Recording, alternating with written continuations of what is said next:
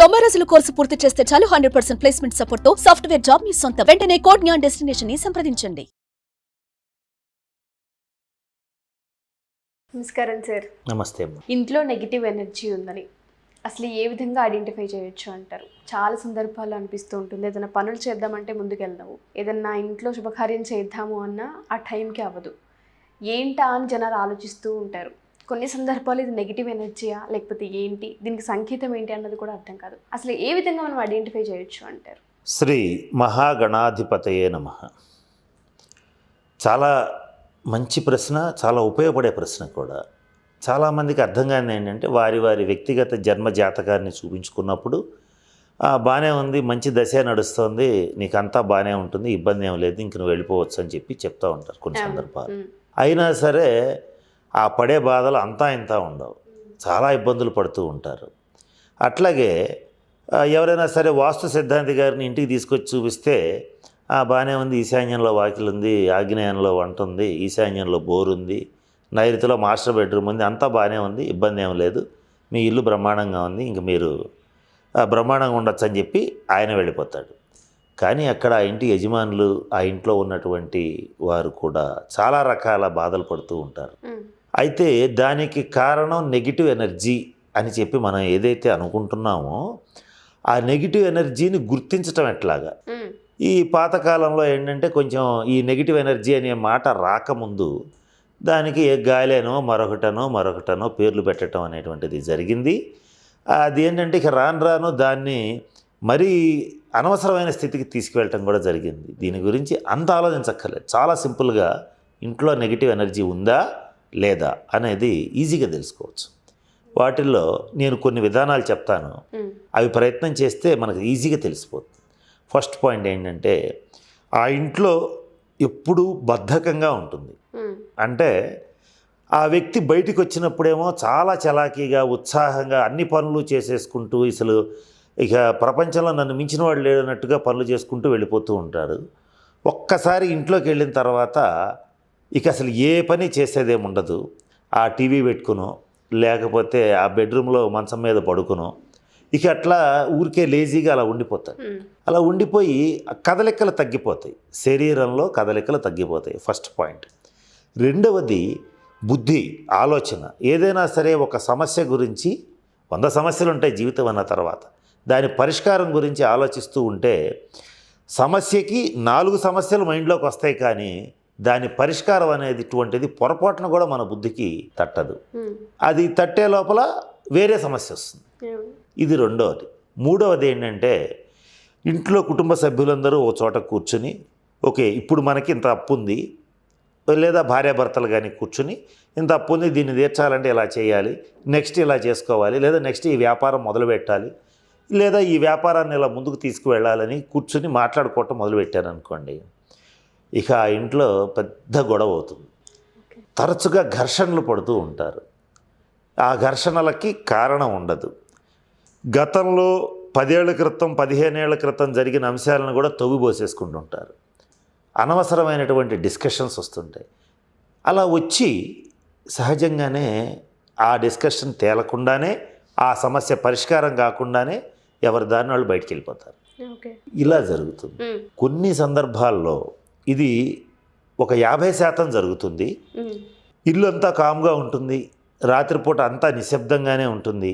కానీ ఇక్కడ ఉత్తరం వైపు వాకిలి కానీ సందు కానీ ఉన్నా, లేదా ఇంటికి గనక ప్రహరీ గోడ అవతల ఉండే ఏదైనా సరే, అంటే ఇండివిజువల్ హౌస్ అయితే ప్రహరీ గోడకి ఇంటికి మధ్యలో కానీ, అపార్ట్మెంట్స్ కనుక అయితే ఈ సింహద్వారానికి ముందున్నటువంటి ఈ చుట్టుపక్కల ఉన్నటువంటి కారిడార్స్లో కానీ గజ్జెల శబ్దం వినిపిస్తుంది. అంటే గజ్జెలు వేసుకుని నడుస్తున్నట్టుగానో పరిగెత్తుతున్నట్టుగానో అనిపిస్తుంది. అలా ఉన్నా ఆ ఇంట్లో నెగిటివ్ ఎనర్జీ ఉన్నట్టు లెక్క. ఇట్లా అనేక రకాలుగా కనపడుతుంటాయి. ఇంకొక విధానం ఏంటంటే పసిపిల్లలు తరచుగా ఏడుస్తూ ఉంటారు. చిన్నపిల్లలు తరచూ ఏడుస్తూ ఉంటారు, తరచూ అనారోగ్యానికి గురవుతూ ఉంటారు.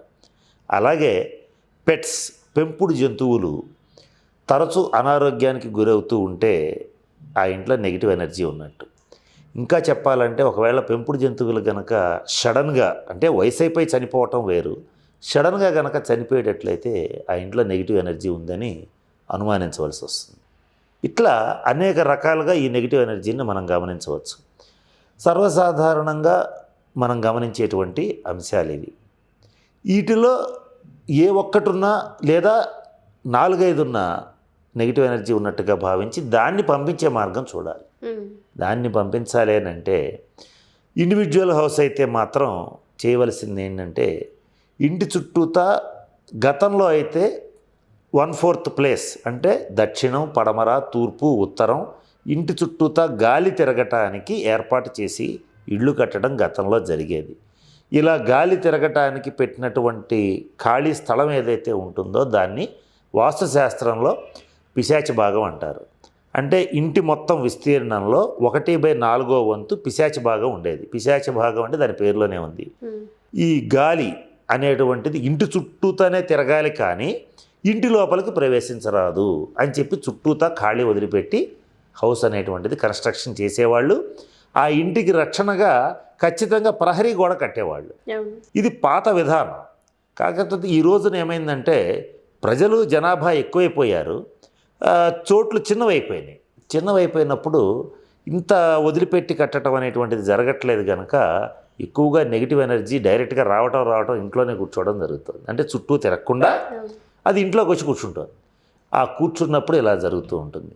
ఇంట్లో జరిగేటప్పుడు ఆడవాళ్ళు ఒక విషయాన్ని కనుక గమనిస్తే ఆ ఇంట్లో నెగిటివ్ ఎనర్జీ ఉందని ఈజీగా తెలుస్తుంది. ఇందాక నేను చెప్పినటువంటి టెస్టులతో పాటుగా తరచుగా ఇంట్లో పాలు పొంగి పొయ్యిలో పడిపోతున్నాయి అనుకో, అప్పటిదాకా పొంగవు, వీళ్ళ పక్క వెళ్ళగానే పొంగి పొయ్యిలో పడిపోతాయి. అట్లా 1-2 సార్లు జరిగితే నో యూస్. అది కాదు, తరచుగా జరుగుతూ ఉండాలి. అంటే రిపీటెడ్గా జరుగుతూ ఉండాలి. వండిన ఆహార పదార్థాలు తరచుగా మాడిపోవటం, అంటే అన్నం పడేస్తే మాడిపోతుంది, కూర పడేస్తే మాడిపోతుంది.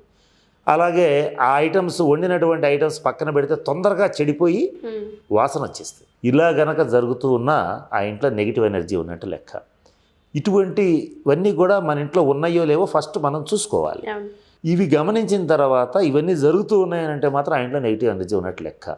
ఉన్నప్పుడు ఏం చేయాలి అని అంటే ఇంట్లో ఎప్పుడైతే గాలి తిరుగుతోందని తెలిసిందో ఖచ్చితంగా ఆ ఇంట్లో మొట్టమొదట హనుమద్ యంత్రాన్ని స్థాపించాలి.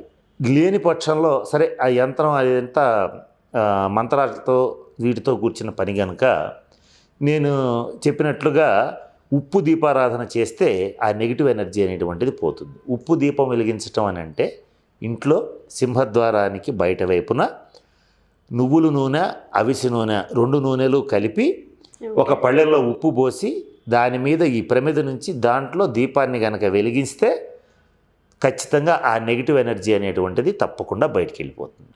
ఇది అపార్ట్మెంట్ వాళ్ళకైనా సరే బాల్కనీలో సింహద్వారానికి కుడివైపున వెలిగించేటట్లయితే ఈ నెగిటివ్ ఎనర్జీ వెళ్ళిపోవటం అనేటువంటిది జరుగుతుంది.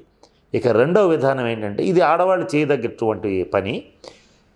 తరచుగా ఇల్లు తుడవటం కానీ ఇల్లు కడగడం కానీ చేస్తూ ఉంటారు. ఇలా కడిగేటప్పుడు ఆ కడిగేటువంటి నీళ్లలో కొంచెం కళ్ళ ఉప్పుని వేసి తుడిచేటట్లయితే నెగిటివ్ ఎనర్జీ వెళ్ళిపోతుంది. ఇది రెండో విధానం. మూడో విధానం ఏంటంటే ఒక గాజు గ్లాస్ తీసుకుని దాంట్లో కొంత కళ్ళ ఉప్పుని వేసి కొంచెం పసుపు వేసి ఈశాన్యం మూల ఉంచి ప్రతిరోజు ఉదయం ఉంచటం, అలాగే ఈ సూర్యాస్తమయం అయిన తర్వాత మరలా పారబోయటం, మరలా ఉంచటం. అంటే ప్రతి 24 అవర్స్కి కానీ 12 అవర్స్కి కానీ ఆ నీళ్ళని తీసుకెళ్ళి సింక్లో పోసేసి మిగలకుండా ట్యాప్ తిప్పేసి పోతూ ఉండాలన్నమాట. అవి ఉండకూడదు. ఇక అవి దూరంగా పోయాలి లేదా వెళ్ళిపోవాలి, మన ఇంట్లో ఉండకూడదు. అలా చేస్తూ ఉన్నా కూడా గ్రాడ్యువల్గా నెగిటివ్ ఎనర్జీ అనేటువంటిది వెళ్ళిపోతుంది. ఇక మరొక ముఖ్యమైన విషయం ఏంటంటే నెగిటివ్ ఎనర్జీని ఆకర్షించేటువంటి అంశం సాధారణంగా జరుగుతున్నదే ఇది. ఇంట్లో ఎక్కువగా హర్రర్ మూవీస్ చూస్తూ ఉంటారు, భయంకరమైనటువంటి చిత్రపటాలు పెట్టుకుంటూ ఉంటారు. అంటే ఒక స్త్రీ కన్నీరు కారుస్తున్నటువంటిది, ఒక పెద్ద పులి లేడిని వేటాడుతున్నటువంటిది, దుప్పి కొమ్ములు, ఇటువంటి చర్మ సంబంధమైన వస్తువులు. అంటే ఒక జంతువుని చంపిన తర్వాత ఆ చర్మాన్ని ప్రాసెస్ చేసి జింక తలకాయ తీసుకొచ్చి అక్కడ పెట్టేస్తారు. ఇటువంటివన్నీ కూడా అంటే శల్యవాస్తు అంటారు దీన్ని. ఇవన్నీ కూడా నెగిటివ్ ఎనర్జీని ఆకర్షిస్తాయి. వీటిని వీలైనంత వరకు అవాయిడ్ చేయాలి. ఇవి ఉండకూడదు. అంటే కొంతమంది అందం కోసం చేస్తారు, కొంతమంది ఏంటంటే తెలిసి తెలియక చేస్తారు. ఇటువంటివి చేయకూడదు. చేయకుండా వాటిని ఇంట్లోకి రానియకూడదు. అంటే భయంకరమైనటువంటి చిత్రాలు ఉండకూడదు. ఇవి ముఖ్యంగా నెగిటివ్ ఎనర్జీని బయటికి పంపించాలంటే చేయవలసినటువంటి పాటించవలసినటువంటి నియమాలు. సరే, ఇవేవి చేయలేకపోయాం, మనం ఇంత దూరం కష్టపడలేకపోయాం అనుకోండి.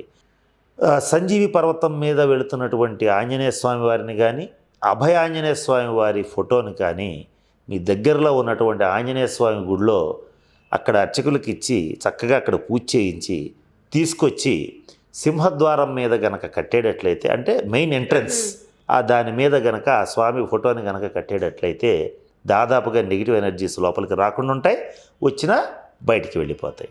ఇటువంటి ప్రక్రియలు ఎన్ని చేతనైతే మీకు చేతనైనన్ని చేసుకోగలిగితే ఈ నెగిటివ్ ఎనర్జీ అనేటువంటి దాన్ని బయటికి పంపించవచ్చు. ఇక ఈ నెగిటివ్ ఎనర్జీ పీక్స్లో ఎలా ఉంది అంటే, కొంతమందికి ఇవి సాధారణంగా ఉండేటువంటి వాటికి పరిష్కారం. పీక్స్లో ఉన్నప్పుడు ఎలా ఉంటుందంటే, ఆ ఇంట్లో ఒక రకమైన ఉన్మాద స్థితి ఉంటుంది. ఉన్మాద స్థితి అని అంటే తరచుగా చాలా బిగ్గరగా కొట్లాడుకుంటారు. వైఫ్ అండ్ హస్బెండ్ మధ్య తీవ్రమైన వాగ్వాదాలు జరుగుతాయి.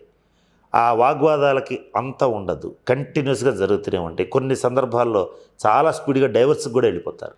సరే, డైవర్స్కి వెళ్ళిపోయిన తర్వాత ఆ ఇంట్లో ఉన్న స్త్రీ కానీ పురుషుడు కానీ బాగుంటారా అంటే వ్యసన పరులైపోతారు. అంటే మందు తాగటం ఇటువంటివి జరుగుతాయి. నెగిటివ్ ఎనర్జీ ఉన్న చోట మాంసభక్షణ, అంటే జనరల్గా వెజిటేరియన్స్ ఉంటారు, నాన్ వెజిటేరియన్స్ ఉంటారు. కొన్ని కులాల వాళ్ళు నాన్ వెజిటేరియన్ తీసుకోరు, కొన్ని కులాల వాళ్ళు నాన్ వెజిటేరియన్ తీసుకుంటారు. అది వాళ్ళకి పైనుంచి వస్తున్నటువంటి విధానం. నాన్ వెజ్ తీసుకోవటం వేరు, ప్రతినిత్యం నాన్ వెజిటేరియన్ తీసుకోవటం వేరు. అంటే ప్రతిరోజు మాంసభక్షణ చేయటం, మద్యపానం చేయటం, ఇటువంటివి అంటే మిగిలిన వ్యసనాలు ఉండటం, అలాంటివి జరిగే చోట్ల ఖచ్చితంగా నెగిటివ్ ఎనర్జీ ఉంటుంది. ఆ ఇళ్లలో అది కూడా జరుగుతుంది. అంటే వైఫ్ అండ్ హస్బెండ్ విడిపోయారు, భర్త ఉన్నాడు అనుకోండి, ఆ ఇల్లు భర్త పేరు మీద ఉంది, అతను ఉండిపోతాడు, ఆమె వెళ్ళిపోతుంది. ఇతను అప్పటికైనా ప్రశాంతంగా ఉండాలిగా, ఆమె పడలేదంటే ఉన్నాడంటే ఉండడు. ఈ పనికిమాలిన పనులన్నీ జరుగుతూ ఉంటాయి. ఇంకాస్త పతనం అయిపోతూ ఆర్థికంగా పతనం అయిపోతాడు, ఆరోగ్యంగా పతనం అయిపోతాడు. ఇది తీవ్రమైన నెగిటివ్ ఎనర్జీకి నిదర్శనం. ఇంత తీవ్రమైన నెగిటివ్ ఎనర్జీ ఉన్నప్పుడు మాత్రం దానికి సపరేట్గా కొన్ని యంత్ర ప్రతిష్టతోనే దాన్ని బయటికి పంపించడం అనేటువంటిది చెయ్యాలి. చేస్తేనే అది బయటికి పోతుంది. మామూలు నేను ఇందా చెప్పినవన్నీ సాధారణమైనటువంటివి, అంటే జనరల్గా వచ్చేటువంటి సమస్యలు. ఆ సమస్యలు అలా పంపించవచ్చు. ఇట్లా తీవ్రమైనవి కొన్ని చోట్ల ఏమవుతుందంటే, ఉన్నట్టుండి ఆ ఇంట్లో సంపాదించే వ్యక్తి కానీ, జాతకం బలహీనంగా ఉన్న వ్యక్తి కానీ సడన్గా సిక్ అవుతారు, అంటే అనారోగ్యవంతులు అవుతారు. అది కూడా చాలా తీవ్రమైన అనారోగ్యం వస్తుంది. ఆ అనారోగ్యం ఇంకా తగ్గదు, మంచానికి అంటుకుపోయి ఉంటారు. వాళ్ళ మీద కూడా తీవ్రమైన నెగిటివ్ ఎనర్జీ పనిచేసింది అనేటువంటిది మనం అర్థం చేసుకోవాలి.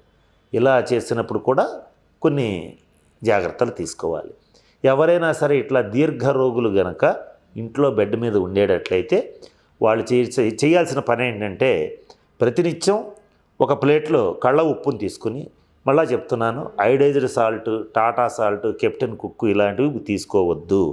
స్వచ్ఛమైనటువంటి సముద్రపు ఉప్పుని తీసుకుని పళ్ళెల్లో ఉంచి, ఎవరైతే దీర్ఘరోగులు ఉంటారో వారి మంచం కింద పెట్టి 24 అవర్స్ అయిన తర్వాత మళ్ళీ ఆ ఉప్పుని తీసుకెళ్ళి ఎవరు తొక్కని చోట లేదా సింక్లో పోసేసి నీళ్లు తిప్పేయటము, అది తొక్కకూడదు, తీసేసి మారుస్తూ ఉంటే ఆ దీర్ఘరోగులు గ్రాడ్యువల్గా ఆ అనారోగ్యం నుంచి బయటపడతారు. నెగిటివ్ ఎనర్జీ గ్రాడ్యువల్గా వెళ్ళిపోతూ ఉంటుంది. ఇటువంటి జాగ్రత్తలన్నీ కూడా తీసుకోవాలి. ఇంతకు మించిన నెగిటివ్ ఎనర్జీ ఉంటే మాత్రం అది అందంత మాత్రంగా పోదు, అప్పుడు మనమే ఖాళీ చేసి బయటికి వెళ్ళాల్సి ఉంటుంది. అవి చాలా తీవ్రంగా ఉంటాయి. అవి కొన్ని చోట్ల మేము చూడటం జరిగింది. అంటే ఎవరైతే బలవన్మరణం చెందుతారో, ఆ ఇంట్లో బలవన్మరణం చెందినటువంటి వాళ్ళు, అంటే ఉరేసుకుని కానీ, అంటే ఆత్మహత్య చేసుకోవటం, పురుగుల మందు తాగి కానీ, హార్పిక్ తాగి ఇట్లాంటి తాగేసి చనిపోయి ఉంటారో, అటువంటి చోట తీవ్రమైన నెగిటివ్ ఎనర్జీ ఉంటుంది. ఇటువంటి ఉన్న చోట మాత్రం ముందు మనం ఖాళీ చేసి బయటికి వెళ్ళటం అనేటువంటిది మంచిది. దాని ప్రభావం ఒకవేళ ఉండేటట్లయితే చాలా తీవ్రంగా ఉంటుంది కనుక కొంచెం జాగ్రత్తగానే ఉండాలి. అది కొంచెం ఎక్కువ ఇబ్బంది పెట్టే అవకాశాలు ఉంటాయి. అది వాస్తుశాస్త్ర రీత్యా కానీ, సహజంగా ఆ ఇంటికి వెళ్ళినప్పుడు కానీ తెలుస్తుంది అంటే తప్పకుండా తెలుస్తుంది. ఇప్పుడు మనం ఒంటరిగా శ్మశానానికి వెళ్ళామనుకోండి, అక్కడ కూర్చోగలమా? కాసేపు కూర్చున్నాడికి కొంచెం భయంగా, అనీజీగా, ఏంటో ఒక రకంగా ఉంటుంది వాతావరణం. ఎంత ధైర్యవంతుడికైనా, ఎంత హేతువాదికైనా శ్మశానంలో ప్రశాంతంగా నేను పడుకుంటాను, నేను హాయిగా ఉన్నాను ఇక్కడ అని చెప్పలేడు, అది జరగదు. తీవ్రమైన అలజడికి గురవటం అనేది జరుగుతుంది.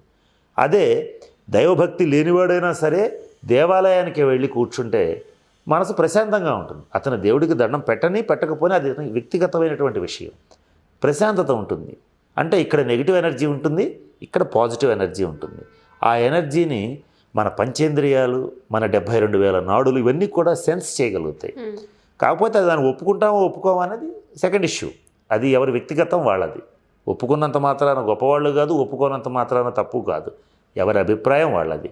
ఇటువంటివి బయటపడాలి అని అనుకుంటే మాత్రం నేను చెప్పినటువంటి విధానాలు తప్పనిసరిగా పాటించండి. ముఖ్యంగా ఈ నెగిటివ్ ఎనర్జీని పోగొట్టాలంటే ప్రతినిత్యం ఇంట్లో దీపారాధన చేయాలి. అలాగే ముఖ్యంగా చేయగలిగితే గుమ్మడికాయని మనం ముందు కడతాం. కట్టినప్పుడు అది తొందరగా కుళ్ళిపోతుంటుంది. తొందరగా కుళ్ళిపోతున్నా కూడా నెగిటివ్ ఎనర్జీ ఉన్నట్టే. అంటే ఆ గుమ్మడికాయకి లైఫ్ టైం ఉంటుంది కదా, ఒక 3 నెలలో 4 నెలలో 6 నెలలో ఉండదు, అది వెంటనే కుళ్ళిపోతుంది. మనం కొబ్బరికాయ ఇంట్లో కొడుతున్నాం అనుకోండి, తరచుగా కుళ్ళిపోతుంటుంది. ఇలా జరిగినా కూడా నెగిటివ్ ఎనర్జీ ఉన్నట్టు. అప్పుడు మనం ఏం చేయాలంటే ఈ గుమ్మడికాయని మార్చాలి. ఎన్నిసార్లు మార్చాలి అంటే అది నిలబడేదాకా మార్చాలి. ఎప్పుడు మార్చాలి? అమావాస్య రోజున మార్చాలి, లేదంటే ఆదివారం నాడు మార్చాలి. ఇవి 2 కలిసి వస్తే ఇంకా మంచిది ఇటువంటి తంత్ర ప్రక్రియలకి. అటువంటి తంత్ర ప్రక్రియలకి ఈ 2 మార్చగలిగితే తప్పకుండా మంచి శుభ ఫలితాలు ఉంటాయి.